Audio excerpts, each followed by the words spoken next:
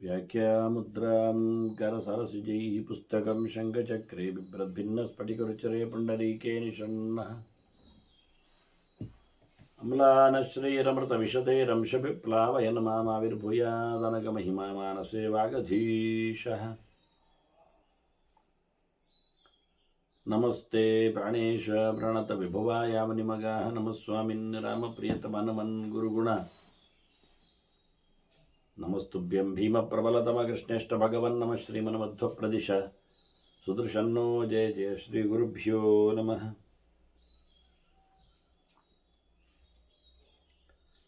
नारायणं सुरगुरुं जगदेकनाथं भक्तप्रियं सकललोकनमस्कृतं च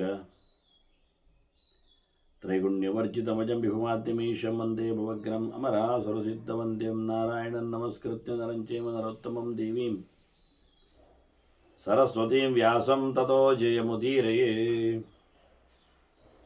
ವೇದವ್ಯಾಸರ ಮಹಾಭಾರತದ ಚಿಂತಕರಿಗೆ ವಂದನೆಗಳು. ಶಾಂತಿ ಪರ್ವದ 461ನೆಯ ಪ್ರವಚನ. ಧರ್ಮಧ್ವಜ ಜನಕರಾಜನ ಅರಮನೆಯೆಡೆಗೆ ಒಬ್ಬಳು ಭಿಕ್ಷುಕಿ ಸುಲಭೆ ಎನ್ನುವವಳು ತನ್ನ ರೂಪವನ್ನೆಲ್ಲ ಮರೆಮಾಚಿಕೊಂಡು ಪ್ರವೇಶ ಮಾಡಿದ್ದಾಳೆ.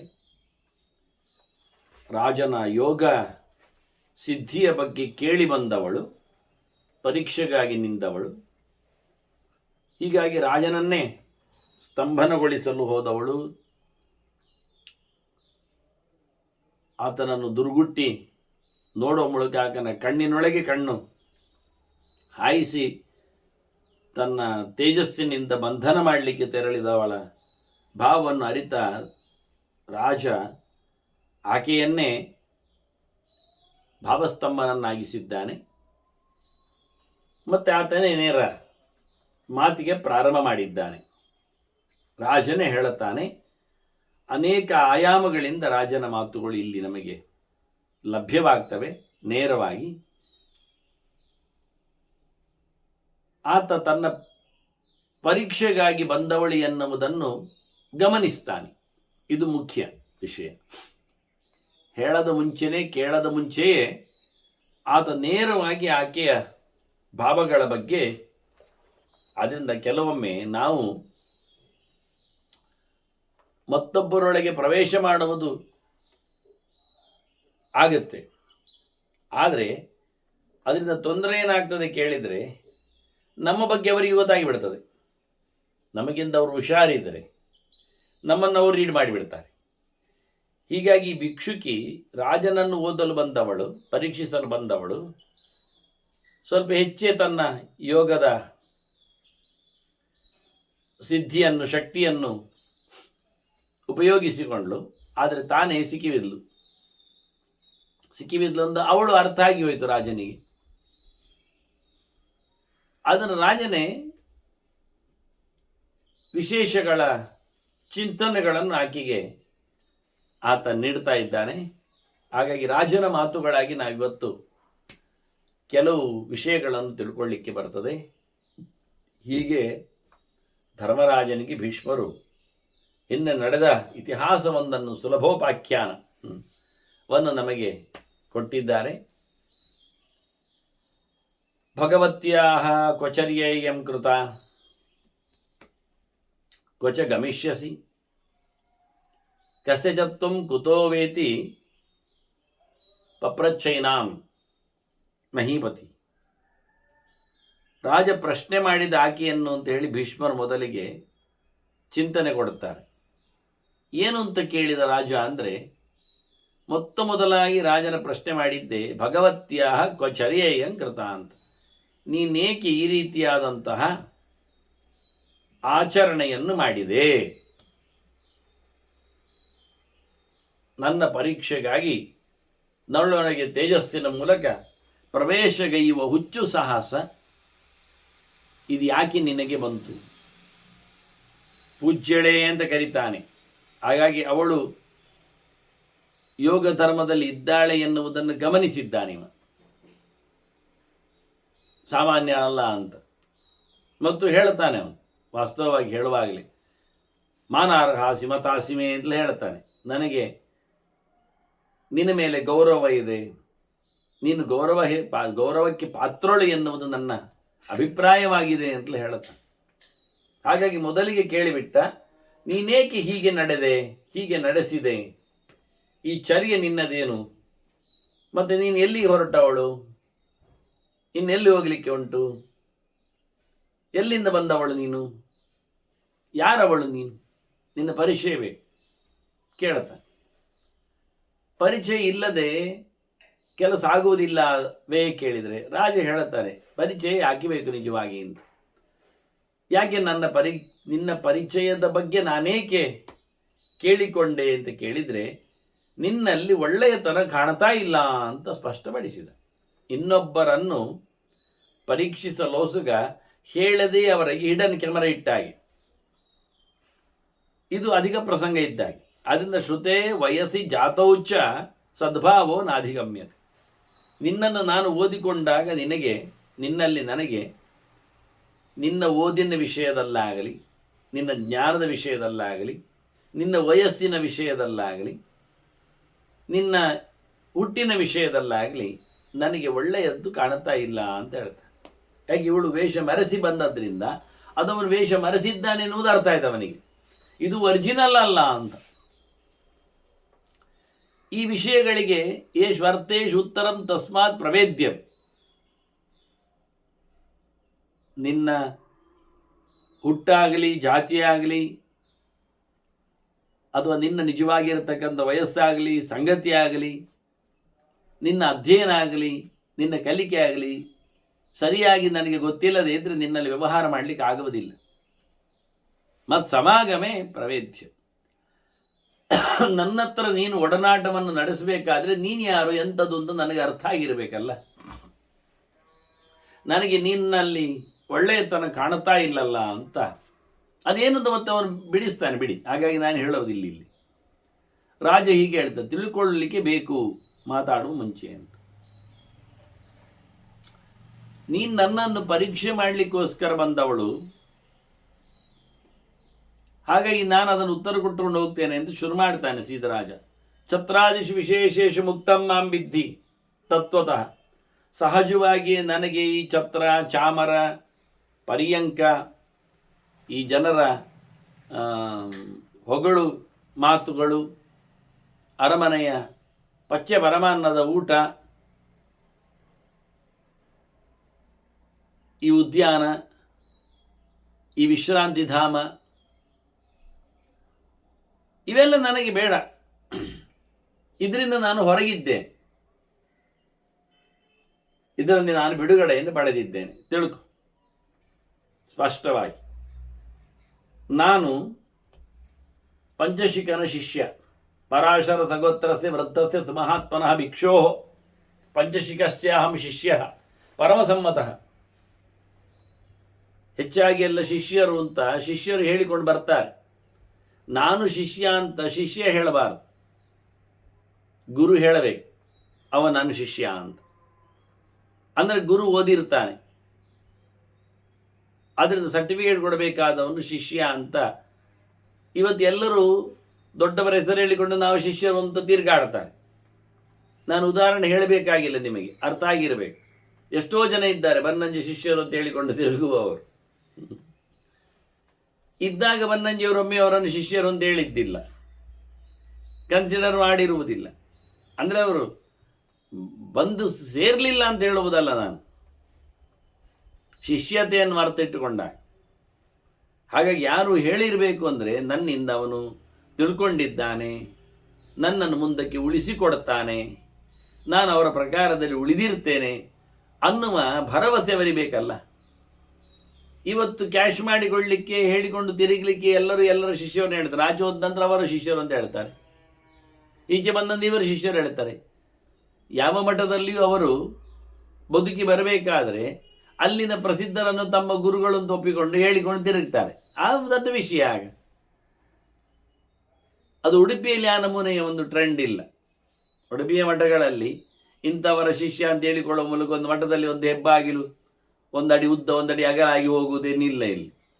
ಇಲ್ಲಿ ಇಲ್ಲಿ ಎಲ್ಲರೂ ಶಿಷ್ಯರು ಯಾರದ್ದು ಆಗುವುದೇ ಇಲ್ಲ. ಇಲ್ಲಿ ಪ್ರತಿಯೊಬ್ಬರು ಗುರುಗಳೇ. ಅದೊಂದು ವಿಚಿತ್ರ ಟ್ರೆಂಡ್ ಇದು. ಇಲ್ಲಿ ಯಾವನು ಯಾರದ್ದು ಕೇಳಲಿಕ್ಕೆ ಬರುವುದೇ ಇಲ್ಲ. ಯಾರಿಗೆ ಹೇಳಲಿಕ್ಕೂ ಆಗುವುದೂ ಇಲ್ಲ. ಅವರಿಗೆ ಕೇಳಿದರೆ ತಾನೇ ಹೇಳುವುದು. ಹಾಗಾಗಿ ಇಲ್ಲಿ ಹುಟ್ಟುವಾಗಲೇ ಎಲ್ಲರೂ ಕೆಲವೊಮ್ಮೆ ಸರ್ವಜ್ಞ ಮೂರ್ತಿಗಳಿದ್ದಾಗೆ ಇರ್ತಾರೆ. ಅದೊಂದು ವಿಚಿತ್ರವಾದಂತಹ ಒಂದು ಎಂತ ಹೇಳುವ ಅವರದ್ದು ಸಾಮರ್ಥ್ಯ ವಿಶೇಷ ಅಂತ ಹೇಳಬೇಕು. ನಾನು ಎಂತ ಮಾಡಲಿಕ್ಕೆ ಬರುವುದಿಲ್ಲ ಅದನ್ನು. ಸಾಮಾನ್ಯವಾಗಿ ಇದಕ್ಕೆಲ್ಲ ಜನರು ಹೇಳಿದ ತಕ್ಷಣ ಉದಾಹರಣೆ ಕೊಡುವಾಗ, ಅಂದರೆ ತಿಳಿದವರು ಉದಾಹರಣೆ ಕೊಡುವಾಗ ಹೇಳಿಬಿಡ್ತಾರೆ, ಅದು ದೀಪದ ಅಡಿಯಲ್ಲಿ ಕತ್ತಲೆ ಅಂತೇಳಿ. ನಾನು ಹೇಳೋದು, ದೀಪವನ್ನು ಯಾಕೆ ನೆಲದಲ್ಲಿ ಇಡಬೇಕು ಒಂದು ವಿಷಯ, ಮತ್ತು ದೀಪವನ್ನು ಯಾಕೆ ಮೇಲ್ಮುಖವಾಗಿ ಇಡಬೇಕು, ಕೆಳಮುಖವಾಗಿ ಇಡಬಾರ್ದ, ಆಗ ಕತ್ತಲು ಹೋಗ್ತದಲ್ಲ ಅಂತ. ನಿಮಗೇನು ತಮಾಷೆ ಅನ್ನಿಸ್ಬೋದು, ಇದೆಲ್ಲ ಆಗುವಂಥದ್ದಲ್ಲ ಅಂತ. ಎಲ್ಲಿಯಾದರೂ ದೀಪವನ್ನು ಕಂಕಣೆ ಮಾಡಿದರೆ, ಕೆಳಮುಖವಾಗಿ ಮಾಡಿದರೆ ಅದರದ್ದು ಎಣ್ಣೆ ಬತ್ತಿ ಎಲ್ಲ ಚೆಲ್ಲುವುದಿಲ್ವ ಅಂತ ನೀವು ನನ್ನನ್ನು ಕೇಳಿಕೊಂಡು ಹೇಳಿಕೊಳ್ತೀರಿ. ಆದರೆ ನಿಮ್ಮ ತಲೆ ಮೇಲೆ ಉರಿಯುತ್ತಿರುವ ಒಮ್ಮೆ ಬಲ್ಬು ನೋಡಿ ಹೇಗೆ ಉಂಟು ಅಂತ. ಅದು ಕಂಕಣಿ ಇಲ್ವಾ, ಕೆಳಮುಖಕ್ಕೆ ಬೆಳಕು ಕೊಡೋದಿಲ್ವ, ಅರ್ಥ ಮಾಡಿಕೊಳ್ಳಿ ಆಯಿತಾ. ಹೀಗೆ ಹೇಳಲಿಕ್ಕೆ ಸುಲಭ, ನೋಡಲಿಕ್ಕೆ ಮರೆತು ಹೋಗ್ತದೆ. ನಮಗೆಲ್ಲ ಅವತಾರ ಪ್ರಪಂಚದಲ್ಲಿ ಇದೆಲ್ಲ ಬೇಕಾಗ್ತದೆ. ಉರಿಯುವ ಕೆಳಗಿನ ದೀಪ ಅಂತ, ಮೇಲಕ್ಕೆ ಬುಡ್ಡೆ ಅಂತ, ಅದು ಕಂಡಾಬಟ್ಟೆ ಉಂಟಲ್ಲ ಮೇಲೆ ವಿದ್ಯುತ್ ದೀಪ ಅಂತ ಹೇಳುತ್ತೆ. ಹಾಗೆ ದೀಪದಡಿ ಕತ್ತಲಿರಬೇಕು ಅಂತೇನಿಲ್ಲ. ದೀಪವನ್ನು ಚೆನ್ನಾಗಿ ಉರಿಸಿದರೆ ಅದು ತನ್ನ ಬತ್ತಿಯನ್ನು ತೋರಿಸಿಕೊಡ್ತದೆ, ತಟ್ಟೆಯನ್ನು ಬೆಳಗಿಸ್ತದೆ, ಇಲ್ಲೇನಲ್ಲ ಹೇಳುವುದು. ಹಾಗಾಗಿ ಅದನ್ನು ಹೇಳಿಕೊಂಡು ಸೋಮಾರಿಗಳಾಗಿ ಹಿಂದೆ ಓಡಬೇಕಾಗಿಲ್ಲ, ಪಲಾಯನ ನಡೆಸಬೇಕಾಗಿಲ್ಲ. ಇವಂತೂ ಹೇಳಿಬಿಡುತ್ತಾನೆ, ಪರಮಸಮ್ಮತ ಶಿಷ್ಯ ಅಂತ. ನಾನು ಎಲ್ಲರಿಗೂ ಗೊತ್ತುಂಟು ಮಾರಾಯ, ನಾನು ಒಳ್ಳೆಯ ಶಿಷ್ಯ ಅಂಥೇಳಿ, ಹೆಚ್ಚು ಅಭಿಪ್ರೇತನಾದವನು ಅಂಥೇಳಿ, ಹೆಚ್ಚು ಇಷ್ಟ ಗುರುಗಳಿಗೂ ಅಂಥೇಳಿ. ನನ್ನ ಗುರುಗಳು ಪಂಚಶಿಖರು, ಭಾರಿ ಬಹಳ ದೊಡ್ಡ ಜ್ಞಾನಿ ಇದ್ದಾರೆ. ಕಪಿಲನ ಶಿಷ್ಯ ಪಂಚಶಿಖ, ಪಂಚಶಿಷ್ಯನ ಶಿಷ್ಯ ಆಸ್ತ್ರಿ. ಕಳೆದ ಬಾರಿ ಹೇಳಿದ್ದೆ ನಾನು. ಕಪಿಲ ಮಹರ್ಷಿ ಸಾಂಖ್ಯಾಚಾರ್ಯ, ಭಗವಂತನ ವಿಶೇಷವಾದಂಥ ಅವತಾರ ರೂಪ.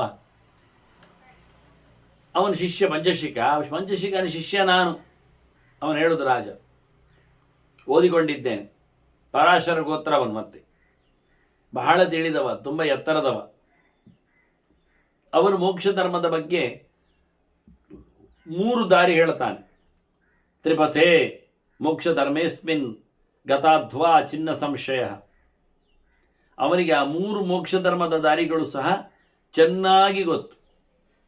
ಗುರುಗಳ ಪ್ರಧಾನ ಲಕ್ಷಣ ಏನು ಕೇಳಿದರೆ, ಅಸಂಶಯ ಸಂಶಯಶ್ಚಿತ್ ಗುರು ರುಕ್ತೋ ಮನೀಷಿವಿಹಿ ಅಂತ.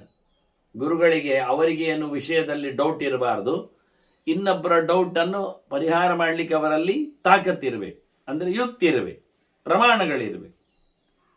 ತಮಗೆ ಚೆನ್ನಾಗಿ ಗೊತ್ತುಂಟು, ಮತ್ತೊಬ್ಬರು ಹೇಳಲಿಕ್ಕೆ ಬರುವುದಿಲ್ಲ, ಅದರದ್ದು ಪ್ರಯೋಜನ ಆಗಲಿ. ಅದರಿಂದ ಇವನು ಹೇಳ್ತಾನೆ, ಚಿನ್ನ ಸಂಶಯ, ಸ್ವಯಂ ಗೊತ್ತಿಲ್ಲ ಅಂತ ಇಲ್ಲ ಅವನಿಗೆ, ಇನ್ನೊಬ್ಬರಿಗೆ ಕೇಳಿದ್ದಕ್ಕೆ ಹೇಳಲಿಕ್ಕೆ ಬರುವುದಿಲ್ಲ ಅಂತಲಿಲ್ಲ. ಹಾಗಾಗಿ ನನ್ನೆಲ್ಲ ಪ್ರಶ್ನೆಗಳಿಗೆ ಉತ್ತರಿಸಿ ನನ್ನನ್ನು ಚೆನ್ನಾಗಿ ನಡೆಸಿಕೊಟ್ಟವನು ಅನ್ನುವ ನೆಲೆಯಲ್ಲಿ ಭಗವಂತನ ಬಗ್ಗೆ, ಅವನ ಶಿಷ್ಯನ ಬಗ್ಗೆ, ಗುರುಗಳ ಬಗ್ಗೆ ಹೇಳ್ತಾನಿವ. ವಾಸ್ತವವಾಗಿ ಜನಕರಾಜ ಅವನೆಂಥವನು ಕೇಳಿದರೆ, ತ್ರಿಪಥೆ ಮೋಕ್ಷಧರ್ಮಿ, 3 ಪ್ರಕಾರದ ಮೋಕ್ಷಧರ್ಮ ಅಂತ. ವಾಸ್ತವವಾಗಿ ಒಂದು ಸಾಂಖ್ಯ ಚಿಂತನೆಯಲ್ಲಿ, ಮತ್ತೊಂದು ಯೋಗದ ನೆಲೆಯಲ್ಲಿ, ಮಗದೊಂದು ರಾಜನೀತಿಯಲ್ಲಿ ಅಂತ. ಈ ರೀತಿಯಾಗಿ, ಅಂದರೆ ರಾಜನಿಗೆ ಬೇಕಾದರೂ ರಾಜನೀತಿ ವಾಸ್ತವವಾಗಿ. ಸಾಂಖ್ಯ ಎನ್ನುವುದು ಜ್ಞಾನದ ರಾಶಿ, ಯೋಗ ಎನ್ನುವುದು ಪ್ರಾಕ್ಟಿಕಲ್ ನಾಲೆಜ್ ಇದ್ದಾಗೆ, ಪ್ರಯೋಗ ಪದ್ಧತಿ. ಯೋಗ ಅಂದರೆ ಪ್ರಯೋಗ, ನಡೆಸಿಕೊಡುವಂಥದ್ದು. ಹೀಗೆ ತಿಳಿಯುವುದು, ನಡೆಸಿಕೊಡುವುದು, ಆನಂತರ ರಾಜಧರ್ಮವನ್ನು ನೆರವೇರಿಸಿ ಬಿಡುವುದು. ಅದನ್ನು ಪಬ್ಲಿಕ್ಕಲ್ಲಿ ಇನ್ನಿತರನ್ನು ಇಟ್ಟುಕೊಂಡು ಸಮಷ್ಟಿಯಲ್ಲಿ, ಇದು ವೈಯಕ್ತಿಕ ಅಲ್ಲ. ಈ ಜ್ಞಾನ ಮತ್ತು ಯೋಗಗಳ ಚಿಂತನೆಯನ್ನು ಸಾಮಾಜಿಕವಾಗಿ ಇಂಪ್ಲಿಮೆಂಟ್ ಮಾಡಿಕೊಂಡಂತಹ ಒಂದು ತಂತ್ರಾಂಶ, ಅದರಲ್ಲಿ ಮೋಕ್ಷದ ಸಿದ್ಧಿ. ಹೀಗೆ ನನ್ನ ಗುರುಗಳು ಈ ಎಲ್ಲ ದಾರಿಗಳನ್ನು ಅರಿತವರು, ತೆರಳಿದವರು. ಹಾಗಾಗಿ ನನಗೆ ಅವರು ಚಾತುರ್ಮಾಸ್ಯಲ್ಲಿದ್ದಾಗ 4 ತಿಂಗಳು ನನ್ನಲ್ಲಿ ಅವರು ಉಳ್ಕೊಂಡಿದ್ರು ಅರಮನೆಯಲ್ಲಿ. ಹಾಗಾಗಿ ನಾನು ಅವರಿಂದ ಚೆನ್ನಾಗಿ ಕಲಿತಿದ್ದೇನೆ. ನನಗೆ ಅವರು ಮಾರ್ಗವನ್ನು ಬೋಧನೆ ಮಾಡಿದ್ದಾರೆ, ನಾನು ತಿಳಿದಿದ್ದೆ. ಅಲ್ಲಿ ನನ್ನನ್ನೇನು ಗುರುಗಳು ರಾಜ್ಯ ಬಿಟ್ಟು ಹೋಗುವಂತ ಹೇಳಲಿಲ್ಲ. ನಚ ರಾಜ್ಯಾದ್ದಿ ತಾಲಿತ, ನಿನಗೆ ಮೋಕ್ಷ ಧರ್ಮ ಸಿಗಬೇಕು ಅಂತಾದರೆ ಊರು ಬಿಡಬೇಕು, ರಾಜ್ಯ ತೊರಿಬೇಕು, ರಾಜತನಕ್ಕೆ ರಾಜೀನಾಮೆ ಕೊಡಬೇಕು, ಹಾಗೆಲ್ಲ ಹೇಳಲೇ ಇಲ್ಲ. ರಾಜನಾಗಿದ್ದುಕೊಂಡೇ ಕಲಿಸಿದ್ದಾರೆ, ಕಲಿತಿದ್ದೇನೆ, ಕಲೀಲಿಕ್ಕೆ ಬರ್ತದೆ ಅನಿಸಿದ್ದಾರೆ. ಹಾಗಾಗಿ ನಾನು ಇದೇನಪ್ಪ ರಾಜ ಯೋಗದಲ್ಲಿದ್ದಾನೆ, ಅಯ್ಯ ಅರಮನೆಯಲ್ಲಿ ಕೂತಿದ್ದಾನೆ ಅಂತ ತಿಳ್ಕೊಳ್ಬೇಡ. ನಾನು ಅರಮನೆಯಲ್ಲಿದ್ದರೂ ತಲೆ ಮೇಲೆ ಛತ್ರ, ಅಕ್ಕಪಕ್ಕದಲ್ಲಿ ಚಾಮರ, ಕೂತಲ್ಲಿ ಸಿಂಹಾಸನ, ಸುತ್ತಮುತ್ತಲು ಭಟರು, ಸೇವಕರು, ಮಂತ್ರಿ ಮಾಗಧರು ಎಲ್ಲರಿದ್ದುಕೊಂಡು ನಾನು ನಿರ್ಮುಕ್ತನಾಗಿದ್ದೇನೆ ಎಲ್ಲದರಲ್ಲಿ. ಅದನ್ನು ಹೇಳಿಬಿಡ್ತಾನೆ.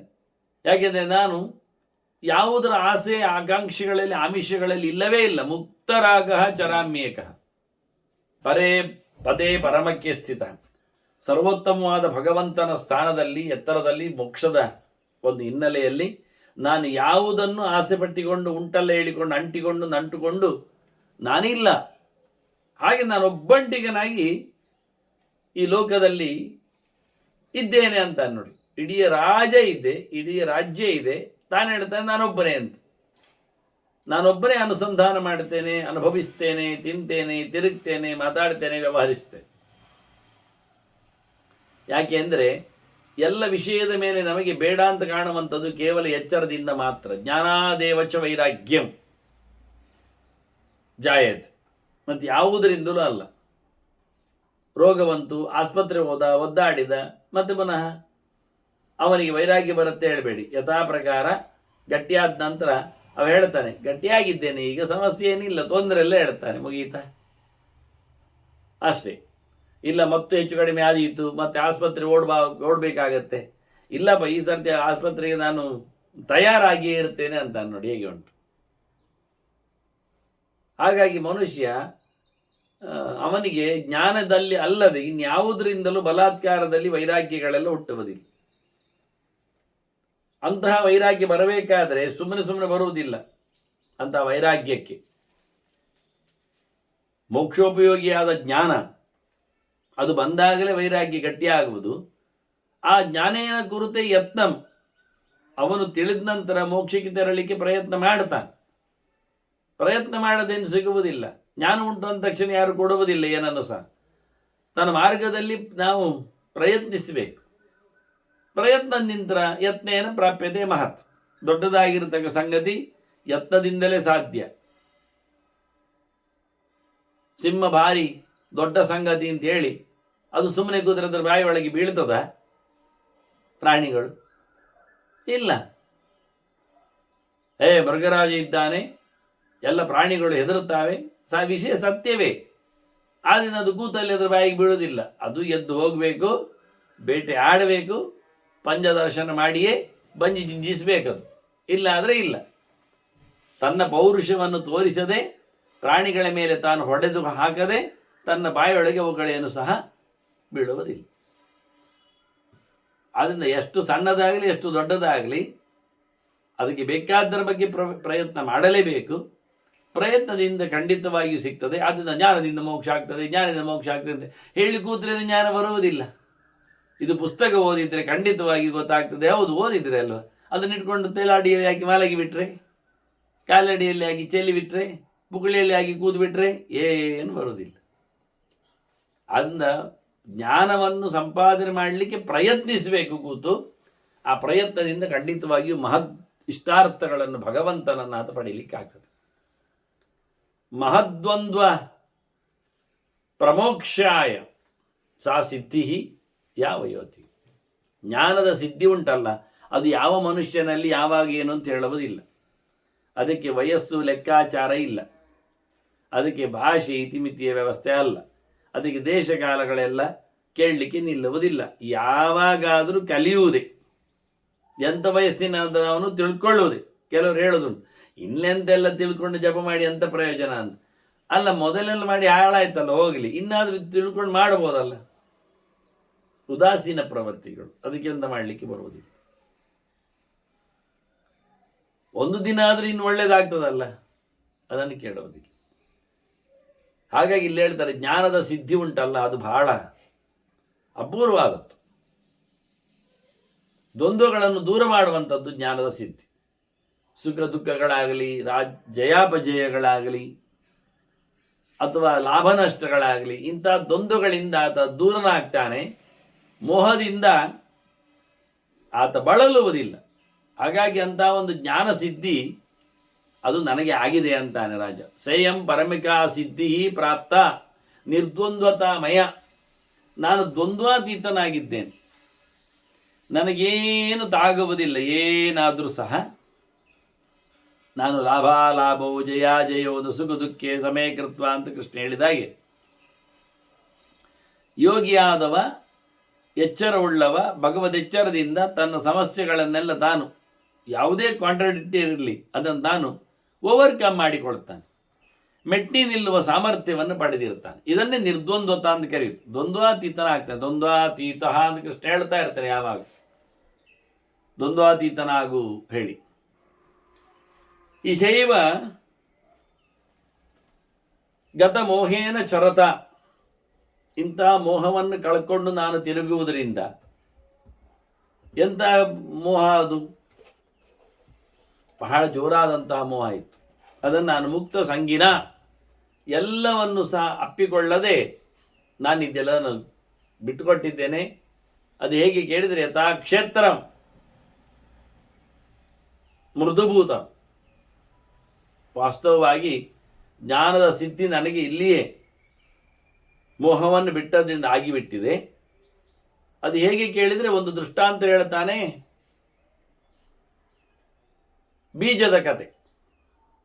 ನೆಲವನ್ನು ಚೆನ್ನಾಗಿ ಹದ ಮಾಡಿ ಅದ್ಬಿರ ಅಪ್ಲಾವಿತಂತಥ ನೀರೆಲ್ಲ ಅದಕ್ಕೆ ಚಿಮುಕಿಸಿ ಮತ್ತೆ ಅದರಲ್ಲಿ ಬೀಜವನ್ನು ಹಾಕಿದರೆ ಜನಯತ್ಯಂಕುರಂ ಕರ್ಮ, ಅಲ್ಲಿ ಖಂಡಿತವಾಗಿಯೂ ಬೀಜ ಮೊಳಕೆ ಬರ್ತದೆ, ಬಹಳಷ್ಟು ಆಗಿಬಿಡುತ್ತದೆ. ಹಾಗೆ ನಮ್ಮದು ಕರ್ಮವು ಅಂತಾನೆ. ಪ್ರಪಂಚದಲ್ಲಿ ಹದವಾದ ನೆಲ ಮತ್ತು ಬೇಕಾಗಿರತಕ್ಕಂಥ ನೀರುಗಳನ್ನೆಲ್ಲ, ವಿಷಯಗಳನ್ನೆಲ್ಲ ಹಾಕಿರ್ತೇವೆ. ಅದನ್ನ ಒಳಗೆ ಹಾಕಿದ ಬೀಜ ಕಂಡಾಬಟ್ಟೆ ಮೇಲಕ್ಕೆ ಕೊಡಿ ಬರ್ತದೆ. ಇದು ಕರ್ಮದ ಕತೆ. ಕರ್ಮ ನಾವು ಮಾಡಿದ್ದನ್ನು ಹಾಗೆ ಮುಂದುವರಿಸ್ತಾ ಬೆಳೆಸ್ತಾ ಹೋಗ್ತೇವೆ. ಮತ್ತು ಯಾವಾಗ ಬೀಜ ಬಿತ್ತಿದರೆ ಮೊಳಕೆ ಬಡಿಯುವುದಿಲ್ಲ ಕೇಳಿದರೆ, ಬೀಜವನ್ನು ಸ್ವಲ್ಪ ಬಾಣಾಲೆಯಲ್ಲಿ ಹುರಿಬೇಕು. ಅದಕ್ಕೆ ಬಿಸಿ ತಾಗ್ತದೆ, ಅದು ಹುರಿದದ್ದಾಗ್ತದೆ, ಮತ್ತು ಬಾಯಿಗೆ ಹಾಕೊಳ್ಬಹುದು. ಆ ಸ್ಟೇಜಲ್ಲೇ ಇರ್ತದೆ ಅದು. ಇಂಥ ಬೀಜವನ್ನು ನೀವು ಒಳ್ಳೆ ಗದ್ದೆಯಲ್ಲಿ ನೆಡಿ ನೋಡುವ, ಇಡೀ ದಿನ ನೀರು ಚಂಡಿರುವ, ಒಳ್ಳೆಯ ರೀತಿಯಲ್ಲಿ ಮಣ್ಣು ಹದ ಮಾಡಿ ಕೆದಕಿ ಹಾಕಿರುವ ಅಂತಹ ಒಂದು ಜಾಗದಲ್ಲಿ, ಚಂದವಾದ ಜಾಗದಲ್ಲಿ ಹುರಿದ ಬೀಜವನ್ನು ಹಾಕಿ ಗಿಡ ಬರಲಿ, ಮೇಲಕ್ಕೆ ಏಳಲಿ, ಇಲ್ಲ, ಆಗುವುದಿಲ್ಲ ವಾಸ್ತವವಾಗಿ. ಹಾಗಾಗಿ ಮುಖ್ಯವಾಗಿ ಅಂಕುರಕ್ಕೆ ಬೇಕಾಗುವಂತೆ ಮತ್ತೆ ಹುಟ್ಟಿ ಬರುವಂತೆ ಕರ್ಮವನ್ನು ನಾವು ಮಾಡದೆ, ಆ ಕರ್ಮ ನಮಗೆ ಒಳ್ಳೆಯ ರೀತಿಯಿಂದ ಜ್ಞಾನ ಅದು ಅಬೀಜವಾದದ್ದು. ಜ್ಞಾನಂಕೃತಂ ಅಬೀಜಮ್ಮೆ ವಿಶೇಷು ನ ಜಾಯತ್. ಹೇಗೆ ಯಥಾ ಚೋತ್ತಾಪಿತಂ ಬೀಜಂ ಅಬೀಜತ್ವಾನ್ ನ ಜಾಯತ್. ಉತ್ತಾಪಿತವಾದದ್ದು, ಚೆನ್ನಾಗಿ ಕಾಯಿಸಲ್ಪಟ್ಟಂತಹ ಬೀಜಗಳು ಬಿತ್ತನೆಗೆ ಬರುವುದಿಲ್ಲವೋ ಹಾಗೆ ನನ್ನದು ಹಾಗೆ ಆಗಿದೆ. ಜ್ಞಾನ ಅದು ಹುಟ್ಟಲಾರದ ಬೀಜವನ್ನು ಮಾಡಿಕೊಂಡಂತೆ ಬಿಟ್ಟಿದೆ. ಇದರಿಂದಾಗಿ ನನಗೆ ವಿಷಯದಲ್ಲಿ ಯಾವುದೇ ರೀತಿಯಾದ ಸಂಪರ್ಕ ಆಗಿ ಮೇಲಕ್ಕೆ ಹೋಗುವುದೇ ಇಲ್ಲ. ರಾಗದ್ವೇಷಗಳ ನೆಲೆಯಲ್ಲಿ ನಾನೇ ಇಲ್ಲ.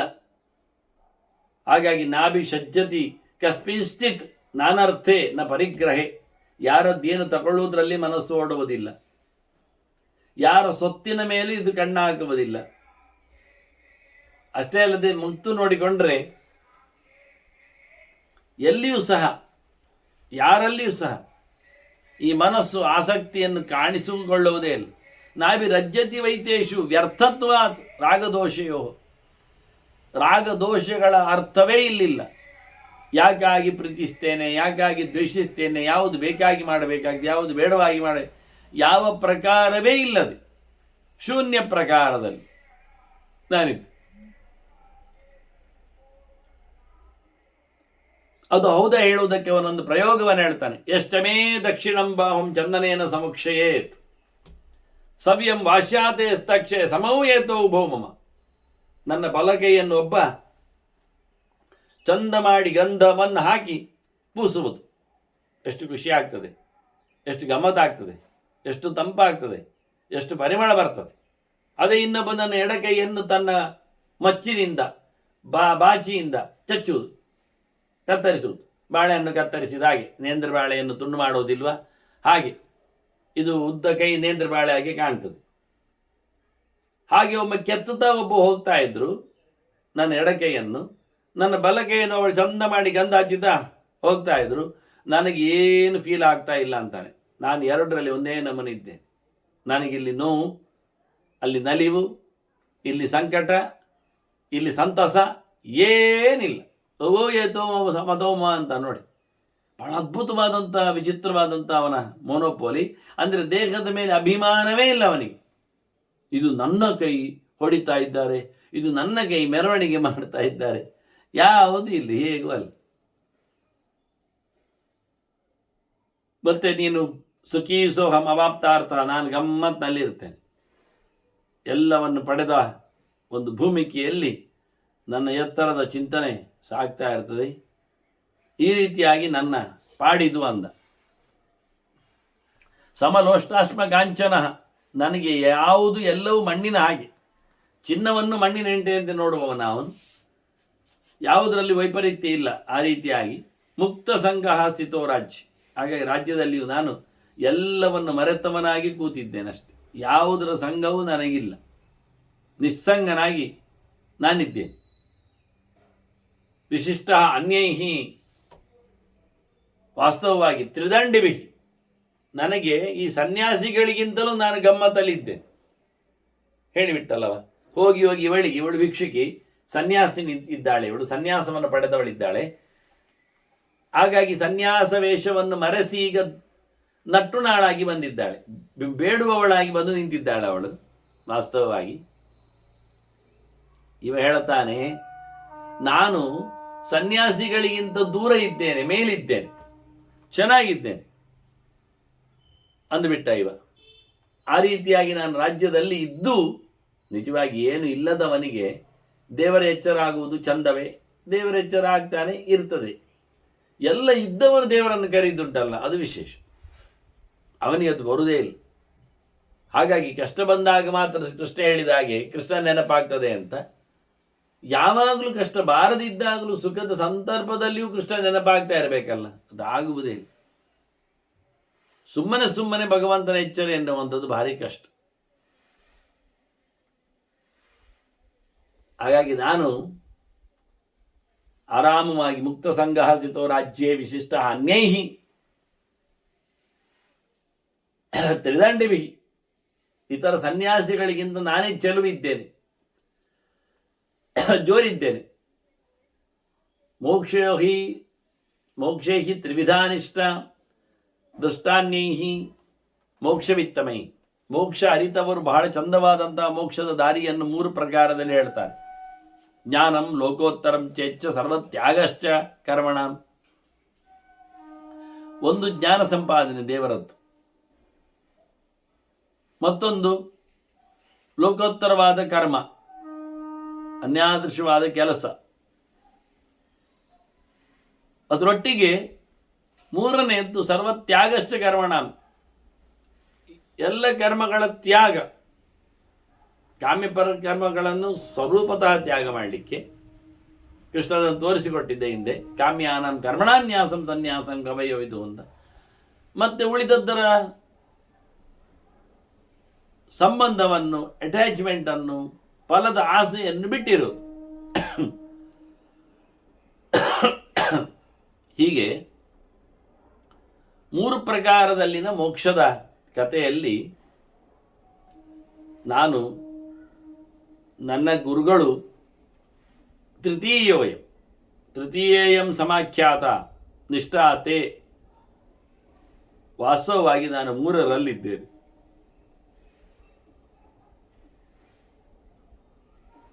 ಅದು ನಮ್ಮ ಗುರುಗಳು ಹೇಳಿಕೊಟ್ಟು, ತೇನ ಮಹಾತ್ಮನ ಪಂಚಶಿಖನಿಂದ ಬಂದಿರತಕ್ಕಂಥ ಬಳುವಳಿ ಕ್ರಮ ಪ್ರಕಾರವಾಗಿ ತೃತೀಯೇಯಂ ಸಮಾಖ್ಯಾತ. 3ನೇದ್ದು ನನ್ನಲ್ಲಿ ಎಲ್ಲ ತ್ಯಾಗ, ಸರ್ವತ್ಯಾಗಶ್ಚ ಕರ್ಮಣ, ಎಲ್ಲವನ್ನು ಬಿಡ್ತಾ ಬರುದು. ಅಲ್ಲಿ ತ್ಯಾಗವಷ್ಟೇ. ತ್ಯಾಗ ಅಂದರೆ ದೇವರಿಗೆ ಒಪ್ಪಿಸುವುದು ಅಂತ ಅರ್ಥ. ಸರ್ವತ್ಯಾಗ ಅಂದರೆ ಕೃಷ್ಣನ ಹೇಳಿಕೊಂಡಾಗೆ ಸರ್ವಧರ್ಮಾನ್ ಪರಿತ್ಯಜ್ಯ ಮಾಮೇಕಂ ಶರಣಂ ವ್ರಜ ಅಂತ. ಎಲ್ಲದರ ತ್ಯಾಗ, ಕರ್ಮಗಳ ತ್ಯಾಗ, ಅದರ ಫಲದ ತ್ಯಾಗ,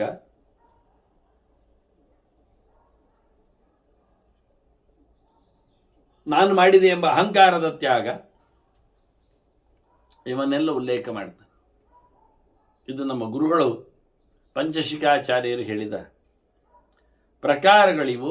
ಆ ಪ್ರಕಾರ ಇದ್ದೇನೆ ನಾನು. ಯಮೇಚ ನಿಯಮೇ ಚೈವ. ಈಗ ವಾಸ್ತವವಾಗಿ ಈತ ಹೇಳುವಾಗ 3 ಕೋಲು ಹಿಡಿದವರಿಗೂ ಸಿಗಲಾರದ ಸಂಗತಿ ಅಂತ ಹೇಳಿಕೊಂಡ. ಮುಖ್ಯವಾಗಿ ಅದಕ್ಕಿಂತ ಮಿಗಿಲಿದ್ದೇನೆ ತಾನು ಅಂತ.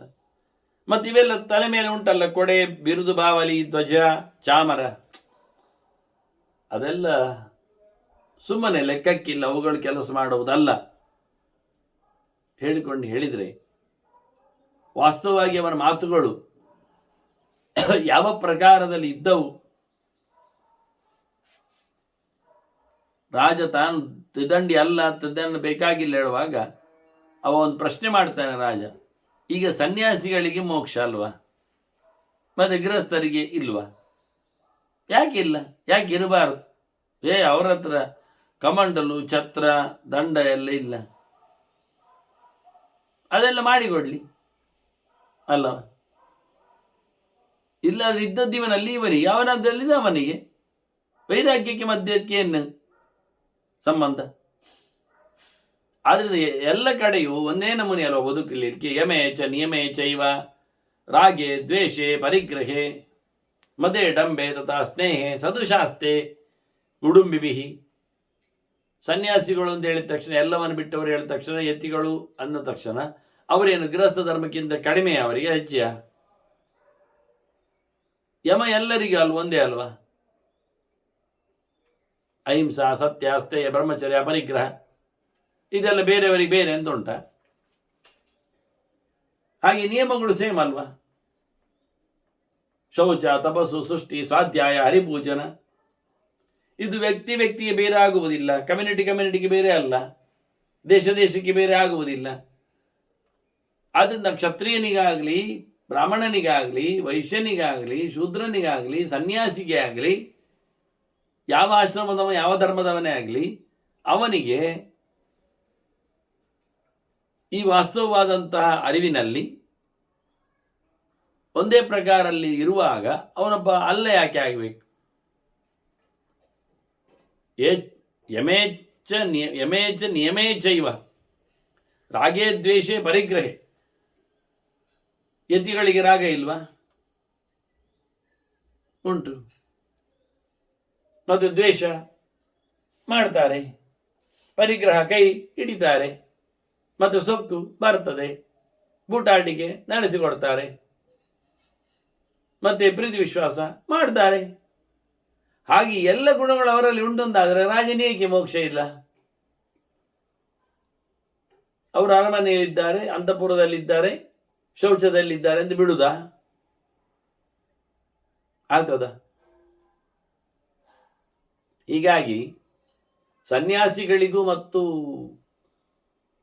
ಗೃಹಸ್ಥರಿಗೂ ಯಮನಿಯಮಾದಿಗಳಲ್ಲಿ ವ್ಯತ್ಯಾಸ ಇಲ್ಲ ಆದಾಗ, ಹಾಗಾದ್ರೆ ಇದನ್ನು ಇಟ್ಕೊಳ್ಳೋದು ಎಂತದಕ್ಕೆ ಕೇಳಿದರೆ ಅದು ವ್ಯರ್ಥಕ್ಕೆ ಸುಮ್ಮನೆಗೆ ಅಂತ. ತ್ರಿದಂಡಾದಿಷು ಯದ್ಯಸ್ತಿ ಮೋಕ್ಷ ಜ್ಞಾನೇನ ಕೇವಲಂ ಛತ್ರಾದಿಷು ಕಥಂ ನ ಸ್ಯಾತ್ ತುಲ್ಯೇತೌ ಪರಿಗ್ರಹೆ. ಈಗ ಅವರೆಲ್ಲ ಎಲ್ಲವನ್ನು ತೊರೆದಿದ್ದಾರೆ. ಅವರು ಭಿಕ್ಷು ಧರ್ಮದವರು, ಯತಿಗಳು, ದೇವರಿಗೆ ಹತ್ತಿರದ ಸೇವೆಯವರು ಅಂತ ಹೇಳಿಕೊಳ್ಳುವುದಾದ್ರೆ ಅದು ಹೇಗೆ ಬಂತವರಲ್ಲಿ? ಮೋಕ್ಷದಿಂದ. ಆ ಮೋಕ್ಷ ಹೇಗೆ ಸಿಕ್ಕಿದವರಿಗೆ? ಜ್ಞಾನದಿಂದ ಅಲ್ವಾ? ಜ್ಞಾನದಿಂದ ಮೋಕ್ಷ ಆಗದಾದರೆ ಒಂದೊಮ್ಮೆ ಅವರಲ್ಲಿರತಕ್ಕಂಥ ದಂಡಾದಿಗಳು ಇದ್ರೂ ಆಗ್ತದೆ ಅಂತಾದರೆ ರಾಜನಿಗೂ ಮೋಕ್ಷ ಆಗಲಿ ಜ್ಞಾನದಿಂದ. ಯಾಕೆ? ಅವನಿಗೆ ಛತ್ರ ಉಂಟು, ಛತ್ರ ಕೋಲಿನಾಗೆ ಅದು. ಯತಿಗಳಿಗೆ ದಂಡ, ಕಮಂಡಲು, ಅಜಿನ ಇದ್ದ ಹಾಗೆ ರಾಜನಿಗೆ ಛತ್ರ ಚಾಮರ ಸಿಂಹಾಸನ ಅಂತ ಇಟ್ಕೊಳ್ಳು, ನಮಗೇನಂತೆ. ಅಂದ ಜೀವನಿಗೆ ವಾಸ್ತವವಾಗಿ ಜ್ಞಾನದಿಂದ ಮೋಕ್ಷ ಆದರೆ ಇನ್ಯಾವುದೇ ಕಾರಣವನ್ನು ನಾವು ಹೇಳಲಿಕ್ಕೆ ಬರುವುದಿಲ್ಲ. ಅದನ್ನು ಅಳವಡಿಸಿಕೊಂಡ್ರೆ ಆಯಿತು, ಮೋಕ್ಷಕ್ಕೆ ಅವನು ತೆರಳಲು ಯೋಗ್ಯನಾಗ್ತಾನೆ. ಇದು ಮುಖ್ಯ. ವಾಸ್ತವವಾಗಿ ಆದ್ದರಿಂದ ಇವನಲ್ಲಿ ದಂಡ ಇರಲಿ, ಅವನಲ್ಲಿ ಕೊಡೆ ಇರಲಿ, ಇವನಲ್ಲಿ ಕಮಂಡಲು ಇರಲಿ, ಅವನಲ್ಲಿ ಬೇಕಾದರೆ ನೀವು ಚಿನ್ನದ ಪಾತ್ರೆ ಉಂಟು ಅಂತ ಹೇಳಿಕೊಳ್ಳಿ. ಏನಾದರೂ ಎರಡು ಕಡೆಯಲ್ಲಿಯೂ ಸಹ ಯಾವುದೇ ಪ್ರಕಾರವಾದಂಥ ಮೋಕ್ಷಕ್ಕೆ ಕಾರಣವಾದ ವಸ್ತುಗಳ ವಿಷಯ ಬರಲಿಲ್ಲ. ಅಲ್ಲಿ ಬಂದ ಜ್ಞಾನ ಮಾತ್ರ. ಯಾರಿಗೆ ಜ್ಞಾನ ಇದೆ ಅವನಿಗೆ ಮೋಕ್ಷ ಆಗ್ತದೆ ಎನ್ನುವ ಮುಖ್ಯಾಂಶ ಅದು ನಡೆಯುವಂಥ ವ್ಯವಸ್ಥೆಗಳು.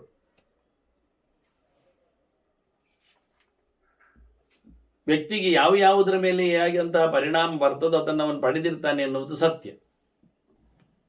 ಅವರವರಿಗೆ ಬೇಕಾದ್ದು. ಏನ ಹಿ ಯಸ್ಯ ಅರ್ಥ ಕಾರಣೇನೇಹ ಕರ್ಮಣಿ, ಯಾವುದರಿಂದಾಗಿ ಯಾವುದನ್ನಾದ ಬಳಸಿ ನಡೆಸಿಕೊಡ್ತಾನೋ ತತದಾ ಗುರುತೆ ದ್ರವ್ಯಂ ಸರ್ವ ಸ್ವಾರ್ಥ ಪರಿಕ್ರಯ. ತಮ್ಮ ವಿಷಯದಲ್ಲಿ ಪ್ರತಿಯೊಬ್ಬರದನ್ನು ಹೇಗೆ ಬೇಕಾಗಿ ತಿರುಚಿಕೊಳ್ತಾರೆ, ಸರಿ ಮಾಡಿಕೊಳ್ತಾರೆ. ಅಲ್ಲ, ನನಗೆ ಒಬ್ಬ ವ್ಯಕ್ತಿ ಗೃಹಸ್ಥನಾಗಿದ್ದವ ಹೆದರಿ ಅದನ್ನೆಲ್ಲ ಬೇಡ ಅಂತ ಹೇಳಿ ವಾಕರಿಕೆ ಪಟ್ಟು ಅವನು ಸನ್ಯಾಸವನ್ನು ಪಡೆದದ್ದು. ಇದೇ ಪ್ರಕಾರವಾಗಿ ಎಲ್ಲವನ್ನು ತೊರೆದು ನಿಂತದ್ದು ಅನ್ನುವ ಅರ್ಥ ವ್ಯವಸ್ಥೆ. ಈ ಗಾರಸ್ಥ್ಯದಲ್ಲಿ ದೋಷ ಇದೆ. ಹೆಂಡತಿ ಮಕ್ಕಳು, ಸಂಸಾರ, ಮನೆ ಮಂದಿ, ಊರು, ದುಡ್ಡಿನ ವಾರ್ತೆ ಇವೆಲ್ಲ ಇವೆ. ಆದ್ರಿಂದ ಒಬ್ಬ ತನ್ನ ಆಶ್ರಮದಿಂದ ಬದಲಾವಣೆ ಸನ್ಯಾಸಾಶ್ರಮಕ್ಕೆ ಬರಲಿಕ್ಕೆ ಕಾರಣ ಇಲ್ಲಿರತಕ್ಕಂತಹ ದೋಷಗಳು. ದೋಷದರ್ಶೀತು ಗಾರಸ್ಥ್ಯೆ ಯಹ ವ್ರಜತಿ ಆಶ್ರಮಾಂತರೆ ಉತ್ಸರ್ಜನ್ ಪ್ರತಿಗೃಹ್ಣಂಶ. ಆಗ ಅವನು ಇವರನ್ನೆಲ್ಲ ಬಿಡಬೇಕು. ಮನೆ, ಮಠ, ಮಂದಿ, ಮಾರು, ಮತ್ತೊಂದು ಇನ್ನೊಂದು ಸೊತ್ತು ಎಲ್ಲ ಬಿಡಬೇಕು. ಅದನ್ನು ಬಿಟ್ಕೊಂಡ್ರ ಇನ್ನೊಂದು ಆಶ್ರಮಕ್ಕೆ ಸನ್ಯಾಸಾಶ್ರಮ ಹೋಗ್ತಾನಾದರೆ ಅದಕ್ಕೆ ಬೇಕಾಗಿರತಕ್ಕಂಥ ದಂಡ, ಕಮಂಡಲು, ಆವಿಗೆ, ಕಾವಿಶಾಟ್ಯವನ್ನೆಲ್ಲ ಸ್ವೀಕಾರ ಮಾಡಬೇಕು. ಪರಿಗ್ರಹಮಶ್ಚ. ಆಗೇನಾಗ್ತಾನೆ ಅವನು ಖಂಡಿತವಾಗಿ ಆಶ್ರಮಾಂತರ ಮಾಡಿದ ಅಂತ ಅರ್ಥ. ಇವಾಗ ಕೇಳ್ತಾನೆ, ಅಲ್ಲಯ್ಯ ಸನ್ಯಾಸಿ ಆಗಬೇಕಾದ್ರೆ ಎಲ್ಲವನ್ನು ಬಿಟ್ಟು ಬರಬೇಕಲ್ಲ. ಹೌದು, ಬಿಟ್ಟು ಬಂದಿದ್ದಾನಲ್ಲ, ಸರಿ. ಹಾಗಾದ್ರೆ ಈಗ ಕಮಂಡಲವನ್ನು ಅದು ತಗೊಂಡದ್ದವ, ಮತ್ತು ಅಜಿನವನ್ನು ಇಟ್ಕೊಂಡಿದ್ದಾನೆ, ಆಸನ ಅದು ಉಂಟು, ಮತ್ತು ನೀನು ಬಿಟ್ಟದೆಂತ ಬಂತು? ಏನು ಬಿಟ್ಟೆ? ಅದು ಒಂದು ಕಡೆಯಲ್ಲಿ ಬಿಟ್ಟರು ಇನ್ನೊಂದು ಕಡೆ ಪಡಿಲೇಬೇಕಲ್ಲ ಮಾರಾಯ, ದಂಡ ಕಮಂಡಲ್ಲಿ ಹಿಡಿಲೇಬೇಕಲ್ಲ. ಮನೆ ಮಂದಿ ಬಿಟ್ಟ, ಮತ್ತು ಸ್ವಲ್ಪ ಸಮಯದಲ್ಲಿ ಮನೆಗೆ ಹೋಗ್ತಾನೆ ದುಡ್ದಾರ್ಲಿಕ್ಕೆ, ಇದೆಲ್ಲ ಬೇಕಲ್ಲ ಅಂತಾನೆ. ಅದನ್ನ ಬಿಡುವುದೇನು ಬಂತು ಮಾರಾಯ? ಸನ್ಯಾಸಿಯು ಬಿಟ್ಟದ್ದೇನಿಲ್ಲ. ಸೋಪಿ ಸಂಗಾತ್ ನಮುಚ್ಯತೆ. ಅವನು ಮನೆ ಮಟ್ಟ ಬಿಟ್ಟರು ಈಚೆ ಕಡೆಯಿಂದ ಕಮಂಡಲು ಗಿಂಡಿ ಎಲ್ಲ ಇಟ್ಕೊಂಡಿದ್ದಾನೆ, ದಂಡ ಎಲ್ಲ ತಗೊಂಡಿದ್ದಾನೆ, ಅಜ್ಜಿನಗಳ ಮೇಲೆ ಕಣ್ಣ ಇಟ್ಟಿದ್ದಾನೆ. ಆಗಲಿ ಆಧಿಪತ್ಯ ತಥಾ ತುಲ್ಯೆ ನಿಗ್ರಹಾನುಗ್ರಹಾತ್ಮಕೆ ರಾಜವಿಹಿ ಭಿಕ್ಷುಕಾ ತುಲ್ಯ ಮುಚ್ಚಂತೆ ಕೇನ ಹೇತುನ. ಈಗ ಭಿಕ್ಷುಕರಾಗಲಿ ರಾಜ ಆಗಲಿ ಸಮಾನವೇ ನೋಡ್ಲಿಕ್ಕೆ ಹೋದ್ರೆ. ಯಾಕೆ? ಅವನಿಗೆ ಅವನದ್ದೇ ಆಗಿರತಕ್ಕಂಥ ರೂಲಿಂಗ್ ಇದೆ, ಊಟೋಪಚಾರಗಳಿವೆ, ತಿರುಗಾಟ ಇದೆ. ಹೀಗಾಗಿ ಇಬ್ಬರ ಕಡೆಯಲ್ಲಿ ಒಂದೇ ಬಗೆ ನೋಡಿಕೊಳ್ಳುವ ವಿಷಯ. ನೋಡಿ, ಇದೊಂದು ಗಮ್ಮತ್ತು. ಸನ್ಯಾಸಿಗಳಾದರೂ, ಸಾಧುಗಳಾದರೂ, ಸಂತರಾದರೂ, ಆಶ್ರಮವಾಸಿಗಳಾದರೂ, ಪೀಠಾಧಿಪತಿಗಳಾದರೂ ಅಂದರೆ ಅವರಿಗೆ ಜನ ಕೇಳಲಿಕ್ಕೆ ಬರ್ತಾರೆ, ಕೈ ಮುಗಿಲಿಕ್ಕೆ ನಿಲ್ತಾರೆ, ಅವರಿಗೆ ಕೊಡಲಿಕ್ಕೆ ಬರ್ತಾರೆ, ತಗೊಳ್ಳಿಕ್ಕೆ ಹೋಗ್ತಾರೆ. ಅವರಿಗೆ ಲೀಡರ್ಶಿಪ್ ಬಂತು. ನೋಡಿ, ಮನೆಯಲ್ಲಿ ಮಾಡುವುದು ಅದೇ. ಅವನು ಮತ್ತೆ ಅಂತದ್ದು ಮನೆಯಲ್ಲಿ ಕೂತವನು ಮನೆಯ ಒಡೆಯನಾಗಿದ್ದುಕೊಂಡು ಅವರಿಗೆ ಬೇಕಾದನ್ನು ತರಿಸಿಕೊಟ್ಟು ತೆಗೆಸಿ ನಿಂತು ದುಡಿದು ದೊಡ್ಡವನಾಗ್ತಾನೆ. ಇವನು ಅದೇ ಮಾಡುವುದಲ್ವ ಮತ್ತೆಂಥದ್ದು. ಇವನಿಗೆ ಇವನದ್ದೇ ಆದ ಹೆಂಡತಿ ಮಕ್ಕಳು ಅಂತ ಇಲ್ಲ ಅಂತ. ಆದರೆ ಯಾರ್ಯಾರು ಊರಿದ್ದೆಲ್ಲ ಹೆಂಡತಿ ಮಕ್ಕಳೆಲ್ಲ ಇವರದ್ದೇ. ನೋಡ್ಲಿಕ್ಕೆ ಹೋದರೆ, ಹೇಳಿಕೊಳ್ಳಿಕ್ಕೆ ನಿಂತರೆ. ಆದ್ದರಿಂದ ಎರಡು ಪ್ರಕಾರದಲ್ಲಿ ನಿಗ್ರಹ ಅನುಗ್ರಹ ಎರಡು ಶಕ್ತಿ ಉಂಟು. ಇವ ರಾಜನು ಮಾಡುವುದೇನು? ರಾಜ್ಯದಲ್ಲಿ ಕೂತುಕೊಂಡು ಬೇಕಾದವರಿಗೆ ಬೇಕಾದನ್ನು ಕೊಡ್ತಾನೆ, ಬೇಡವಾದವರಿಂದ ಬೇಕಾದನ್ನು ಪಡಿತಾನೆ. ಹಾಗೆ ಅರಸೊತ್ತಿಗೆಯಲ್ಲಿ ಮಾಡಿಕೊಂಡಾಗೆ ಮಠದಲ್ಲಿ ನಿಂತ ಸನ್ಯಾಸಿಯು ಇದೇ ರೀತಿಯಾಗಿ ನಿಗ್ರಹ ಅನುಗ್ರಹ ಮಾಡ್ತಾನೆ. ಕೆಲವರಿಗೆ ಟೊಣ್ಣೆ ಹೊಡಿತಾನೆ, ಕೆಲವರದ್ದು ಹೇಳ್ಕೊಳ್ತಾನೆ, ಕೆಲವರಿಗೆ ಕೊಟ್ಟು ಬಿಡ್ತಾನೆ. ರಾಜನಾಗಿ ನಿಗ್ರಹ ಅನುಗ್ರಹ ಸಾಮರ್ಥ್ಯ ಅವನಿಗೂ ಉಂಟು. ಅವನದೊಂದು ಮಠವೇ ಒಂದು ದೊಡ್ಡ ಸಂಪ್ರದಾಯ. ಒಂದು ಕಿಂಗ್ ಇದ್ದ ಹಾಗೆ. ಆದ್ರಿಂದ ರಾಜ ಆದ್ರೇನು, ಭಿಕ್ಷುಕ ಆದ್ರೇನು, ಇಬ್ಬರು ಸಮಾನರು. ಆದ್ರಿಂದ ಭಿಕ್ಷುಕ ಒಂದೊಮ್ಮೆ ಜ್ಞಾನದಿಂದ ಮೋಕ್ಷ ಪಡಿತಾನಾದ್ರೆ ರಾಜನು ಜ್ಞಾನದಿಂದ ಮೋಕ್ಷ ಪಡೀಲಿ, ಅದಕ್ಕೇನು ಸಮಸ್ಯೆ ಇಲ್ಲ. ಆದ್ರಿಂದ ನಾನು ಛತ್ರಧರನಾಗಿದ್ದುಕೊಂಡು ಅರಮನೆಯಲ್ಲಿದ್ದುಕೊಂಡು ಗಮ್ಮತ್ತಲ್ಲಿದ್ದುಕೊಂಡು ಅದು ಹೇಗೆ ನಾನು ಯೋಗಿ ಯೋಗಿ ಆಗ್ತೇನೆ ಜನರು ಹೇಳ್ತಾರೆ ಅಂತೇಳಿ ನೀನು ಪರೀಕ್ಷೆಗೆ ಬಂದವಳು.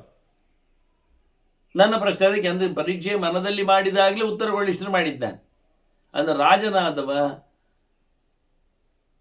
ಎಲ್ಲವನ್ನು ತೊರೆದುಕೊಂಡು ಬದುಕಲಿಕ್ಕೆ ಬರ್ತಾನೆ, ಎಲ್ಲ ಇದ್ದರೂ ಸಹ ಇರದಂತಿರಲಿಕ್ಕೆ ಬರ್ತದೆ ಅವನಿಗೆ ಅನ್ನುವ ವಿಶೇಷವಾದಂತಹ ಜ್ಞಾನ ಅದನ್ನು ತೋರಿಸಿಕೊಡಲು ಇಷ್ಟು ಉಪಕ್ರಮಗಳನ್ನು ರಾಜ ಮಾಡಿದ. ಅದರಿಂದ ದೋಷ ಬರ್ತದೆ ಹೇಳಿ ಒಬ್ಬ ಗೃಹಸ್ಥ ಎಲ್ಲ ಬಿಟ್ಟೋದ್ರು ಎಲ್ಲವನ್ನು ಬಿಡ್ಲಿಕ್ಕೆ ಆಗುದಿಲ್ಲ. ಇಲ್ಲಿ ಬಿಟ್ಟದ್ದು ಅಲ್ಲಿ ಹಿಡ್ಕೊಳ್ತಾನೆ ಮತ್ತೆ ಬೇರೆ ರೀತಿಯಲ್ಲಿ, ಅದಕ್ಕೆ ಸಬ್ಸ್ಟಿಟ್ಯೂಟ್ ಇರ್ತದೆ. ಅಂತೂ ಸಂಘದಿಂದ ದೂರ ಆಗಲಿಲ್ಲ, ಬೇಕೆನ್ನೋದು ಬಿಡಲಿಲ್ಲ. ಅಂದ ರಾಜನಿಗೂ ಭಿಕ್ಷುಕನಿಗೂ ಸಮಾನವಾದಂಥ ಯೋಗಕ್ಷೇಮಗಳು ಇರ್ಲಿಕ್ಕೆ ಹೋಗಿ ಇಬ್ಬರು ಬೈತಾರೆ, ಇಬ್ಬರು ಅನುಗ್ರಹ ಮಾಡ್ತಾರೆ, ಇಬ್ಬರು ಶಾಪ ಹಾಕ್ತಾರೆ, ಇಬ್ಬರು ಒಳ್ಳೆದಾಯ್ತು ಹೇಳ್ತಾರೆ ನೋಡಿ ಅವ ಹೇಳು. ಆಗಿರುವಾಗ ಅವರು ಬೇರೆ ಮೋಕ್ಷಕ್ಕೆ ಹೋಗಲಿಕ್ಕೆ ಇವನಿಂದ ತಪ್ಪಿಸಿ ಹೋಗಲಿಕ್ಕೆ ಕಾರಣ ಏನಾಯಿತು? ಏನಾಗಲಿಲ್ಲ. ವಾಸ್ತವವಾಗಿ ಕಾರಣ ಇವನಿಗೂ ಜ್ಞಾನ ಬರಲಿಲ್ಲ, ಇವನ ಜ್ಞಾನ ಪಡೀಲಿಲ್ಲ, ಪಟ್ಟಾಂಗ ಮಾತ್ರ ಮಾಡಿ ಹೇಳಬೇಕಾಗ್ತದೆ. ಮತ್ತು ಇವರೆಲ್ಲ ಮಾಡಿಸ್ತಾರಲ್ಲ ಮಾರಾಯರೇ, ಸನ್ಯಾಸಿಗಳಾಗಬೇಕು ಅಂದ ತಕ್ಷಣ ಕೆಂಪು ಬಟ್ಟೆ ಉಡಿಸ್ತಾರೆ, ಕಾಷಾಯ ಧಾರಣಂ, ಮೌಂಡ್ಯಂ, ಮಂಡೆ ಬೋಳಿಸ್ತಾರೆ, ಮುಂಡನ ಮಾಡ್ತಾರೆ, ತ್ರಿವಿಷ್ಟಬ್ದಂ, ಕೋಲ್ ಕೊಡ್ತಾರೆ, ದಂಡ ಹಿಡಿಲಿಕ್ಕೆ ಉಂಟು, ಕಮಂಡಲು ಗಿಣ್ಣಿಯನ್ನು ತರಲಿಕ್ಕೆ ಉಂಟು. ನೋಡಿ, ದಂಡ ಕಮಂಡಲು ಎಲ್ಲರಿಗೂ ಉಂಟು. ವಾಸ್ತವವಾಗಿ ಹೇಳಲಿಕ್ಕೆ ಹೋದರೆ ಮದುವೆ ಆದ ಕೋಲು ಹಿಡಿದಿಲ್ವ ಅದು ಅವನಿಗೆ, ಅದು ಕೈಯಲ್ಲೇ ಇರಲಿಕ್ಕೆ, ಅದು ಮತ್ತೆ ಅದು ಬಿಟ್ಟು ಹೋಗುದೇ ತಪ್ಪವ. ಬಿಟ್ಟು ಹೋದ್ರಿಂದ ಕಲ್ಯಾಣ ಮಂಟಪದವರಿಗೆ ಲಾಭ ಆಗ್ತದೆ, 100 ರೂಪಾಯಿ. ಹೇಗೆ ಕೇಳಿದರೆ ಅವರು ನಾಳೆ ಮದುವೆಗೆ ಅದನ್ನೇ ಕೋಲನ್ನು ಇಡ್ತಾರೆ. ಆದ್ದರಿಂದ ಹೆಚ್ಚು ಮದುವೆಗಳು ಕೋಲಿಗಾಗಿವೆ. ಕಲ್ಯಾಣ ಮಂಟಪಗಳಲ್ಲಿ ಅವರ ಸ್ಪ್ಯಾರ್ ಕೋಲುಗಳು ಇರ್ತವೆ, ಅಲ್ಲಿ ಅದು ಹೆಚ್ಚು ಮದುವೆಯನ್ನೆಲ್ಲ ನೋಡಿಕೊಂಡಿದೆ. ಕೊನೆಗೆ ಕೆಲವೊಮ್ಮೆ ಕೋಲೆ ಹೇಳ್ತದೆ ನೆಕ್ಸ್ಟ್ ಎಂತ ಮಾಡಲಿಕ್ಕೆ ಅಂತ, ಅದಕ್ಕೆ ಅಷ್ಟು ಅಭ್ಯಾಸ ಆಗಿರ್ತದೆ. ಹಾಗೆ ಇಲ್ಲಿ ಇವೆಲ್ಲ ಉಂಟಲ್ಲ, ಕಮಂಡಲು ಉಂಟ, ಅದೆಲ್ಲ ಲಿಂಗಾನಿ ಉತ್ಪತಭೂತಾನಿ ನ ಮೋಕ್ಷಾಯೇತಿ ಮೇಮತಿ. ಅದೆಂತ ಮೋಕ್ಷಕ್ಕೆ ಹೋಗ್ತದ? ಕಮಂಡಲು ಇಲ್ಲದವ ಮೋಕ್ಷಕ್ಕೆ ಹೋಗುವುದಿಲ್ಲ, ದಂಡ ಹಿಡಿಯದವ ಮೋಕ್ಷಕ್ಕೆ ಬರುವುದಿಲ್ಲ, ಅಜಿನ ಹಾಕೊಳ್ಳದವ ಮೋಕ್ಷಕ್ಕೆ ಬರುವುದಲ್ಲ, ಸೊಂಟಕ್ಕೆ ಕೆಂಪು ಬಟ್ಟೆ ಹಾಕದೆ ಬಿಳಿ ಬಟ್ಟೆ ಹಾಕಿದವನಲ್ಲ, ಹಾಗೇನು ಉಂಟ? ಇದೆಲ್ಲ ಮೋಕ್ಷಕ್ಕೆ ಹೋಗುವುದಿಲ್ಲ ಹೇಳಲಿಕ್ಕೆ ಇರುವುದೇ ಅಲ್ಲ. ಈ ಎಲ್ಲ ಚಿಹ್ನೆಗಳು, ಲಕ್ಷಣಗಳು, ವಸ್ತುಗಳು, ವ್ಯವಸ್ಥೆಗಳು ಎಲ್ಲ ಸುಮ್ಮನೆ ಇರುವುದು ತೋರಿಸಲಿಕ್ಕೆ. ಮತ್ತೆ ನಿಜವಾಗಿ ಯಾವುದು? ಜ್ಞಾನದಿಂದಲೇ ಮೋಕ್ಷ. ಕಮಂಡಲ್ಲಿ ಹಿಡ್ಕೊಂಡು ಬಂದದ್ದಕ್ಕೆ ಬಿಡ್ತಾರೆ, ಕಾಷಾಯ ಸುತ್ತಿದ್ದಕ್ಕೆ ಬಿಡ್ತಾರೆ, ಅದೆಲ್ಲ ಹೇಳುವುದೇ ಅಲ್ಲ, ಅದು ಅಲ್ಲವೇ ಅಲ್ಲ. ಆದ್ರಿಂದ ಛತ್ರಾದಿಗಳು ಎಲ್ಲ ಹಾಗೆ, ಅದು ಉಂಟು, ಅದಕ್ಕೆ ಇದಕ್ಕೆ ಸಂಬಂಧ ಇಲ್ಲ ಅಲ್ಲ. ಅದೆಲ್ಲ ಬೇಕು ರೀ ನಿಮಗೆ ಅಂತ ಗೊತ್ತುಂಟು. ಕೋಲಿ ಹಿಡಿದು ಅಂದರೆ ಕೋಲಿ ಹಿಡಿದು ಅದು ನಾಯಿ ಹೊಡಿಸ್ಲಿಕ್ಕೆ ತಿಳ್ಕೊಂಡ್ರೆ, ನಾಯಿ ಹೊಡಿಸ್ಲಿಕ್ಕೆ ಆದರೆ 1 ಕೋಲು ಸಾಲದ, 3 ಕೋಲು ಇಲ್ವಾ? ತ್ರಿದಂಡಿ ಅಲ್ವಾ? 3 ಕೋಲು ಯಾಕೆ ಮತ್ತೆ? ಅದು 1 ಕೋಲು ಹಾವಿಗೆ ಕುಟ್ಲಿಕ್ಕೆ, ಒಂದು ನಾಯಿ ಹೊಡಿಸ್ಲಿಕ್ಕೆ, ಮತ್ತೊಂದು ನೆಲಕ್ಕೆ ಊರಿಕೊಂಡು ಹೋಗ್ಲಿಕ್ಕೆ. ಹಾಗೇನು 3 ಕಡೆ ಇಟ್ಕೊಂಡಿದ್ದಾನೆ, ಒಂದು ಒಟ್ಟು ಮಾಡಿ ಇಟ್ಕೊಳ್ದಲ್ಲ, ಅದು ಸತ್ಯ. ಮತ್ತು ನಿಮಗೆ ತ್ರಿದಂಡ ಯಾಕೆ ಅಂತ ಗೊತ್ತಿಲ್ಲದೆ ಇಷ್ಟೆಲ್ಲ ಬಗುಳುದು, ಇದ್ರಾಯ್ತು ಇಲ್ಲದಿದ್ರಾಯ್ತು. 3 ದಂಡ ಅಂದರೆ ಅದು ವಾಗ್ದಂಡ, ಮನಸ್ಸು ದಂಡ, ಶರೀರ ದಂಡ ಕೊಡುವುದಿಲ್ಲ ಅಂತ ಹೇಳಲಿಕ್ಕೆ ನಿಗ್ರಹ. ತ್ರಿದಂಡ ಹಿಡ್ಕೊಳ್ಳೋದು ಯಾಕೆಂದರೆ 3 ದಂಡ ಮಾಡದವ ಅಂತ. ಬಾಯಲ್ಲಿಯೂ ಬೈಯುವುದಿಲ್ಲ, ದೇಹದಲ್ಲಿಯೂ ಹೊಡೆಯುವುದಿಲ್ಲ, ಮನಸ್ಸಿನಲ್ಲಿಯೂ ಅವನು ಕೆಟ್ಟದಾಗಲಿ ಅಂತ ಯೋಚಿಸುವುದಿಲ್ಲ ಅಂತ. ಹೀಗೆ ತ್ರಿದಂಡಿಯಿಂದಾದದ್ದು ಹೀಗೆ, ಅದಕ್ಕೆಲ್ಲ ಲಕ್ಷಣ ಉಂಟು ಮಾರಾಯರೆ. ಕಮಂಡಲ್ಲಿ ಹಿಡ್ಕೊಳ್ಳೋದು ಯಾಕೆ ಗೊತ್ತಿಲ್ವ? ಯಾವಾಗ ನೋಡುವಾಗ ನೀರಿನೊಟ್ಟಿಗೆ ಇದ್ದೇವೆ ನಾವು, ಶುದ್ಧವಾಗಿದ್ದೇವೆ ಅಂತ ಹೇಳಲಿಕ್ಕೆ. ಆಪಸ್ವಭಾವತೋ ಮೇದ್ಯಾಹ ಅಂತ. ಹಾಗೆ ಹಾವಿಗೆ ಹಾಕುವುದು ಯಾಕೆ? ಯಾವುದು ಪ್ರಾಣಿದ್ದು ಮೈಯದ್ದು ಚರ್ಮ ತೆಗೆದು ಹಾಕಿದ್ದಲ್ಲ ಅಂತ ಹೇಳಲಿಕ್ಕೆ. ಹಿಂಸೆ ಮಾಡಬಾರ್ದು ಅಂತ ನೀವು ಹೇಳಿದ್ದಲ್ಲ, ಅದಕ್ಕೆ ನಾನು ಹಿಂಸೆ ಮಾಡುವುದಿಲ್ಲ ಅಂತ ಹೇಳಿ. ಗಮ್ಮತ್ತು ಕೇಳಿದರೆ, ಈ ಹಾವಿಗೆ ಉಂಟಲ್ಲ ಮರದ್ದು ಹಲಗೆ ಕಾಲಡಿಯಲ್ಲಿ ಹಾಕುವಂಥದ್ದು, ಅದು ಚರ್ಮದ ಚಪ್ಪಲಿ ಮೆಟ್ಟುವುದಕ್ಕಿಂತ ಜಾಸ್ತಿ ಅದರಿಂದ ನೆಲದಡಿಯಲ್ಲಿದ್ದ ಹುಳು ಪಟ್ಟೆಗಳು ಸತ್ತು ಹೋಗ್ತವೆ. ನೀವು ಎಕ್ಕಡ ಹಾಕಿಕೊಂಡು ಹೋದರೆ, ಚರ್ಮದ್ದು ಹಾಕ್ಕೊಂಡು ಹೋದರೆ ಅಡಿಯಲ್ಲಿದ್ದದ್ದು ಪಕ್ಕ ಸಾಯುವುದಿಲ್ಲ. ಈ ಮರದ್ದು ಹಾಕಿದರೆ ಅದಕ್ಕೆ ಬಹಳ ಒಳ್ಳೆ ಪ್ರೆಸ್ ಸಿಕ್ಕಿ ಅದು ಸತ್ತೋಗ್ತದೆ. ಅಷ್ಟೇ ಅಲ್ಲದೆ ಮರ ಬಹಳ ಹಾರ್ಡ್ ಆದ್ರಿಂದ ಬಹಳ ಜನರನ್ನು ಹಿಂಸೆ ಮಾಡ್ತದೆ ಅದು ಒತ್ತುವ ಮೂಲಕ. ಆದ್ರಿಂದ ತ್ರಿದಂಡ ಹೇಳಿದ ತಕ್ಷಣ 3 ದಂಡ ಮರದ್ದು ಮುರಿಬೇಕಾ? ಅದರಿಂದ ಮರದಿಂದ ಬಂದದ್ದು ಮುರಿದು ಬಂದದ್ದು ಕೋಲು ಮರಕ್ಕೆ ಹಿಂಸೆ ಆಗಲಿಲ್ವ? ಈಗ ಸನ್ಯಾಸ ತಗೊಳ್ಳುವಾಗಲೇ ಮೊದಲ ಸ್ಟೆಪ್ಪಿನಲ್ಲೇ ಮರಕ್ಕೆ ಹಿಂಸೆ ಕೊಟ್ಟದ್ದು. ಅದನ್ನು ನೋಡಿ ಇಂಥ ಕಡೆಯದ್ದು ಆಗಲಿಕ್ಕೆ ಹೋಗಿ ಇಷ್ಟು ಗಂಟಿದ್ದದು ಹೇಳಿ ಕತ್ತರಿಸುವ ಮೂಲಕ ಇಡೀ ನಾಶ ಆಗ್ತದೆ. ಆದರೆ ಇದೆಲ್ಲ ಯಾವುದೋ ಒಂದು ರೀತಿಯಲ್ಲಿ ಲಕ್ಷಣಕ್ಕಾಗಿರುವಂಥದ್ದು. ಅದರಲ್ಲಿ ಸಾಂಕೇತಿಕವಾದ ವ್ಯವಸ್ಥೆಗಳಿವೆ. ಅದನ್ನು ನಿಮಗೆ ನೋಡಿಕೊಂಡದ್ದು ಮಾತ್ರ ಅಲ್ಲ, ಅದು ಅತೀಂದ್ರಿಯವಾದ ವ್ಯವಸ್ಥೆ ಹೇಳಿದರೆ ಅದೆಲ್ಲ ಸುಳ್ಳೆರಿ. ಅದರಿಂದ ನಮಗೆ ಕಮ್ಮಿ ಆಗ್ತದೆ, ದುಃಖ ಕಮ್ಮಿ ಆಗಲಿಕ್ಕೆ ತೋರ್ತದೆ. ನಾವು ಹೀಗೆ ಅರ್ಥ ಆಗ್ತದೆ ಜನರಿಗೆ ಹೇಳಿದರೆ. ಇವು ಹೇಳ್ತಾರೆ, ಅಥವಾ ದುಃಖ ಶೈಥಿಲ್ಯಂ ವೀಕ್ಷ್ಯ ಲಿಂಗೇ ಕೃತ ಮತಿ ಕಿಂ ತದೇವಾರ್ಥ ಸಾಮಾನ್ಯಂ ಛತ್ರಾದಿಶು ನ ಲಕ್ಷ್ಯತೆ. ಹಾಗಾದರೆ ನಮಗೂ ಹಾಗೆ ಕೊಡೆ ಕೊತ್ತಳಿಗೆ ಎಲ್ಲ ಇಟ್ಕೊಂಡದ್ದು ಯಾಕೆ ಹೇಳಿದರೆ ಅದು ಲಕ್ಷಣವೇ. ಬಿಳಿ ಕೊಡೆಯ ಅಡಿಯಲ್ಲಿ ಅವನು ಕೂತಾಗ ಅವನಿಗೇನು ನೆನಪಿಸ್ತದೆ ಹೇಳಿದರೆ, ನಿನ್ನ ತಲೆಯು ಒಂದಿನ ಬಿಳಿ ಆಗ್ತದೆ ನೋಡು, ನೀನು ಮುದುಗನಾಗ್ತಿ, ಇಲ್ಲಿ ಕೂತೆ ನೀನೇ ದೊಡ್ಡ ಸರದಾರ ಹೇಳಬೇಡ ಏನು ಎಚ್ಚರ ಮಾಡ್ತಾ ಉಂಟಾಯ್ತಲ್ಲ. ನಿಮಗೆ ತ್ರಿದಂಡದ ಆಗಿದ್ದು ಸಹ ಎಂತ ಮಾಡುವ. ಆ ದಂಡ ಆದ್ರೇನು, ಈ ದಂಡ ಆದ್ರೇನು, ಅದು ಕಮಂಡಲ ಆದ್ರೇನು, ಇಲ್ಲಿ ನಮ್ಮದು ರಕ್ತ ಪದಕ ಆದ್ರೇನು, ರಾಜ ಮುದ್ರಿಕೆ ಆದ್ರೇನು, ಸಿಂಹಾಸನ ಆದ್ರೇನು, ಉಡುಪು ತೊಡುಪುಗಳಾದ್ರೇನು, ಕಿರೀಟ ಬಾವಲಿಗಳಿದ್ರೇನು, ಎಲ್ಲ ಒಂದೇ ಬೈ. ನಿಮಗೆ ಅದು ಪಾಠ ಮಾಡಲಿಕ್ಕೆ ಅಲ್ಲ, ಅದು ಖಾಲಿ ತೋರಿಸಿಕೊಡ್ಲಿಕ್ಕೆ ಅಷ್ಟೇ. ಅದು ಸಿಂಪಲ್ ಅಂತ ಹೇಳಿದರೆ ನಂಗೂ ಸಿಂಪಲ್ ಎಂತ ಗೊತ್ತಾಗ್ತದೆ ಇದರಿಂದ ನನಗೆ ಹೀಗೆ ಅಂತ ಹೇಳಿ. ನನಗೆಂತ ಗೊತ್ತು, ನಾನು ಬಡವ ಅಂತ ಅನಿಸ್ತದೆ, ನಾನು ಯಾರಿಲ್ಲ ಅಂತ ಅನಿಸ್ತದೆ. ಆಗ ಇವೆಲ್ಲ ಇದ್ದಾಗ ನಾನು ಬಡವಲ್ಲ, ಛತ್ರಧರ ಇದ್ದೇನೆ, ನಾನು ದೊಡ್ಡವನೇ. ನೋಡಿ, ಕೆಲವರಿಗೆಲ್ಲ ಇಂಪೀರಿಯರ್ ಕಾಂಪ್ಲೆಕ್ಸಿಟಿ ಇರ್ತದೆ, ತಮಗೆ ತಾವೇ ಅಯ್ಯ ಅಂತ ಅನಿಸಿಕೊಳ್ಳೋದು. ಅಲ್ಲ ಹೇಳಲಿಕ್ಕೋಸ್ಕರ ಇದೆಲ್ಲ ತೋರಿಸಿ, ಇದು ನನಗೆ ಅಂತ ಅಲ್ಲ. ಅದರಿಂದ ನಾನು ಶ್ರೀಮಂತ ಅಂತ ಹೇಳ್ತಾ ಉಂಟು. ಶ್ರೀಮಂತ ಅಂದರೆ ದುಡ್ಡಿನಲ್ಲಿ ಅಲ್ಲ, ನಾನು ಮಾತಿನಲ್ಲಿ ಶ್ರೀಮಂತ ಏನಾಗಬಾರ್ದು. ಹಾಗಾಗಿ ನಿನಗೆ ಸುಮ್ಮನೆ ಅದು ಅಲ್ಲ, ಅದರಲ್ಲಿ ಕೆಲವು ಪ್ರಾತಿನಿಧಿಕವಾದ ಅಂಶಗಳಲ್ಲಿ ಇರಲಿಕ್ಕೆ ಹೋಗಿ ಮೋಕ್ಷಕ್ಕಾಗಿ ಸನ್ಯಾಸಕ್ಕಾಗಿ ಕಮಂಡಲ್ವಾದಿಗಳು ಬೇಕಾಗ್ತದೆ ಹೇಳಿದರೆ ನಮಗೂ ಬೇಕಾಗ್ತದೆ. ಇರಲಿ, ಸಾಂಕೇತಿಕವಾಗಿ ಪ್ರಾತಿನಿಧಿಕವಾಗಿ ನಾವು ಹೇಳುವ. ಇಲ್ಲ ಆದರೆ ಎರಡು ಕಡೆ ವ್ಯರ್ಥ. ಜ್ಞಾನದಿಂದ ಮೋಕ್ಷ ಅಂದಾಗ ಈ ವೇಷಕ್ಕೇನು ಬೆಲೆ ಇಲ್ಲ, ಆಶ್ರಮಕ್ಕೇನು ಬೆಲೆ ಇಲ್ಲ. ರಾಜನಾಗಿದ್ದುಕೊಂಡು ಅರಮನೆಯಲ್ಲಿದ್ದುಕೊಂಡು ದೇಶಕ್ಷೇಮ ನೋಡಿಕೊಂಡು ಜ್ಞಾನದಿಂದ ಮೋಕ್ಷವನ್ನು ಪಡೆಯಲಿಕ್ಕೆ ಆಗ್ತದೆ. ಅದಕ್ಕಾಗಿ ಕಾಡಿ ಹೋಗುವುದು, ವೇಷ ಹಾಕುವುದು, ಎಲ್ಲವನ್ನು ಬಿಡುವುದು, ಹೇಳಿಕೊಳ್ಳುವ ಅನರ್ಥಕಾರಿಯಾದಂತಹ ಒಂದು ಪರಂಪರೆಯೇ ಬೇಕಾಗಿಲ್ಲ. ಅವಳು ಹಾಗೆ ಮಾಡಿ ಬಂದವಳು, ಇವ ಹೀಗಿದ್ದಿರುವವ. ಅದಕ್ಕೋಸ್ಕರ ಇವ ಕಾಂಪ್ಲಿಕೇಟೆಡ್ ಆಗಿ ಮಾತಾಡಿದ್ದು ಬಹಳ ಚಂದವಾಗಿ. ಅಕಿಂಚಿನ್ಯೇನ ಮೋಕ್ಷೋಸ್ತಿ ಕೈಂಚನ್ಯೇನಾಸ್ತಿ ಬಂಧನಂ ಅಂತ ಹೇಳ್ತಾರಲ್ಲ. ಏನಿಲ್ಲದವನಿಗೆ ಮೋಕ್ಷ ಸಿಗ್ತದೆ, ಎಲ್ಲ ಇದ್ದವನಿಗೆ ಹತ್ತಿರ ಯಾರು ಬರುವುದಿಲ್ಲ ಅಂತ. ನಮೋ ಕಿಂಚನ ವಿತ್ತಾಯ ಅಂತ ದೇವರಿಗೆ ಹೆಸರದು. ಬಡವರ ಬಂಧುವೇ ನಿನಗೆ ನಮಸ್ಕಾರ ಅಂತ. ದುಡ್ಡಿದ್ದವರ ಕೈಯಲ್ಲಿ ದೇವರು ಬರುವುದೇ ಇಲ್ಲ. ಯಾಕೆ? ಅವರು ಎಲ್ಲ ದುಡ್ಡಿನಲ್ಲಿ ತೂಗ್ತಾ ಇರ್ತಾರೆ, ದೇವರನ್ನು ಕೇಳ್ತಾರೆ, ದೇವರು ಬರುವುದಿಲ್ಲ. ಅಂದ ದೇವರು ಬರಬೇಕಾದ್ರೆ ಕೈ ಖಾಲಿ ಆಗಬೇಕು ಅಂತ ದೇವರದ್ದೇ ಕ್ರಮ, ಅವನೇ ಹೇಳಿಕೊಂಡದ್ದು. ಇವ ಹೇಳ್ತಾನೆ, ಹಾಗಾದ್ರೆ ಅಕಿಂಚಿನ್ನೇ ನಮೋಶೋಕ್ತಿ ಕೇಂಚನ್ಯೇನಾತಿ ಬಂಧನ. ಹಾಗಾದರೆ ದುಡ್ಡಿದ್ದವನಲ್ಲಿ ಬಂಧನ ಯಾಕೆ ಬರ್ತದೆ? ಬಡವನಲ್ಲಿ ಮೋಕ್ಷ ಇರ್ತದೆ ಹೇಳಿದ್ರೆ, ನಾನು ಬಡವಲ್ಲ ಶ್ರೀಮಂತ ಅಂತ ಹೇಳಿದ್ರೆ ಶ್ರೀಮಂತನಲ್ಲಿ ಬಂಧನ ಯಾಕೆ ಬರಬೇಕು? ಅರ್ಥ ಆಯ್ತಲ್ಲ? ಬಡವನಲ್ಲಿ ಬಂಧನ ಇರ್ತದೆ, ಊಟಕ್ಕೂ ಇಲ್ಲ, ಜನರು ಕರೀದಿಲ್ಲ, ಎಲ್ಲಿ ಹೋಗ್ಲಿಕ್ಕೆ ಆಗೋದಿಲ್ಲ, ವಾಹನ ಸೌಕರ್ಯ ಇಲ್ಲ, ಬಟ್ಟೆ ಬರೆ ಇಲ್ಲ. ಅಯ್ಯೋ ಹೇಳ್ತಾನೆ, ಶ್ರೀಮಂತನಲ್ಲಿ ಬಂಧನ ಇಲ್ಲ. ಬಂಧನ ಇಲ್ಲ ಅಂದರೆ ಮೋಕ್ಷ ಅಂತ ಅರ್ಥ ಅಲ್ವಾ? ಮತ್ತೆಂಥದ್ದು? ಹಾಗಾಗಿ ತಿರುಗಿಸಿ ಕೇಳಿಬಿಟ್ಟ, ಮತ್ತೆ ನನ್ನಲ್ಲಿ ಎಲ್ಲ ಉಂಟು ಮಾರೇರೆ. ತಸ್ಮಾತ್ ಧರ್ಮಾರ್ಥ ಕಾಮೇಶು ತಥಾ ರಾಜ್ಯ ಪರಿಗ್ರಹೇ ಬಂಧನಾಯತನೇಶ್ವೇಷ ವಿದ್ಯವಂದೇ ಪದೇ ಸ್ಥಿತ. ಸುತ್ತಮುತ್ತಲು ಕಟ್ಟಿಯಾಗಿದ್ದ ಸೊತ್ತುಗಳಿದ್ದರೂ ನಾನು ಪೆಟ್ಟು ತಿನ್ನದೆ ಕೂತಿದ್ದೇನೇನು ನಾನು ಅರ್ಥ ಮಾಡಿ. ಇದು ನನ್ನ ಹೆಜ್ಜೆಗಾರಿಕೆ. ಚೆಸ್ ಬೋರ್ಡಲ್ಲಿ ಎಲ್ಲ ಎದುರು ನಿಂತಿರ್ತಾರೆ, ಅದು ನಿರ್ಭಯವಾಗಿ ಸೇವಕ ಕೈ ಇಟ್ಕೊಂಡು ಹೋಗ್ತಾನೆ. ಹೇಗೆ ಅಪ್ಪ ರೂಕ್ ಹೇಗಿರ್ತಾನೆ? ಅತ್ತ ಕುದುರೆ ಇರಲಿ, ಆನೆ ಇರಲಿ, ರಥ ಇರಲಿ, ವಿರೋಧ ಪಕ್ಷದವರದ್ದು ಮಂತ್ರಿ ಎದುರು ಬಂದು ಕೂತ್ಕೊಳ್ಳಿ, ಯಾರಿದ್ರೂ ಸಹ ಅವನ ಹೆಜ್ಜೆಯಲ್ಲಿ ಕೆಲವೊಮ್ಮೆ ಗತ್ತಿರ್ತದೆ. ಹಾಗೆ ಒಂದು ರೂಟ್. ಅದರಂತೆ ಎಲ್ಲ ಇದ್ದರೂ ಸಹ ಏನಿಲ್ಲದಂತೆ ಬದುಕಲಿಕ್ಕೆ ಬರ್ತದೆ, ಬದುಕಿದ್ದೆ.